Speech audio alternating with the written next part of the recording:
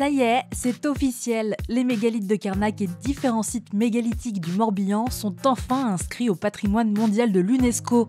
557 sites et monuments comptabilisés par le périmètre de l'UNESCO, répartis sur 28 communes morbihanaises, ont été inscrits.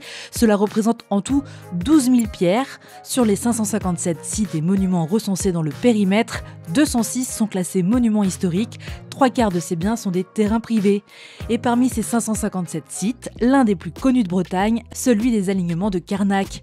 3000 mégalithes se dressent dans la lande. Ces alignements s'étendent sur près de 4 km de long. C'est l'une des plus extraordinaires concentrations de pierres levées existant dans le monde, l'une des plus mystérieuses aussi.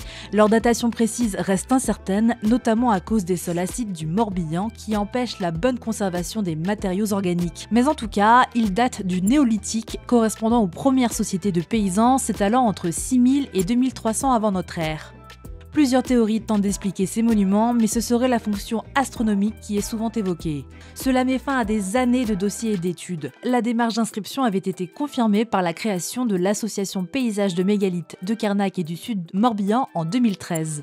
Il faut du temps pour qu'un dossier soit accepté. Aujourd'hui, la procédure, elle est allongée pour d'autres raisons, et notamment celle de la participation citoyenne. C'est-à-dire qu'un bien inscrit n'est pas que la propriété entre guillemets de l'État. Il s'inscrit dans un projet de développement socio-économique, de valorisation, ce qui inclut aussi une appropriation de la part des acteurs socio-économiques du territoire, des acteurs culturels, des acteurs associatifs.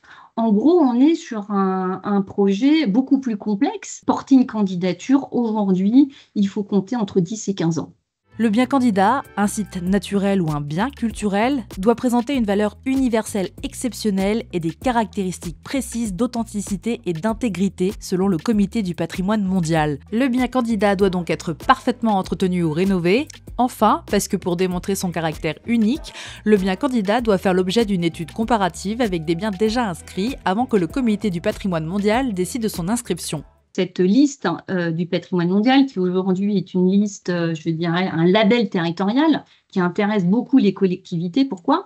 Parce que ça permet un développement socio-économique et de valorisation des territoires à travers le patrimoine culturel. C'est avant tout, je dirais, un label d'excellence de territoire, donc une forme de marketing territorial, on peut aller jusque-là. L'effet va être immédiat, mais il va être planétaire. Une reconnaissance UNESCO va avoir un impact médiatique, touristique, économique, planétaire. Et ça, il faut le protéger. C'est-à-dire qu'il faut quand même être vigilant à ce que le tourisme, qu'on qualifie aujourd'hui de tourisme de masse, ne vienne pas dégrader en l'espace d'un temps très court, un site plurimillénaire qui est là pour aussi témoigner de la trace humaine, on va dire, sur la Terre.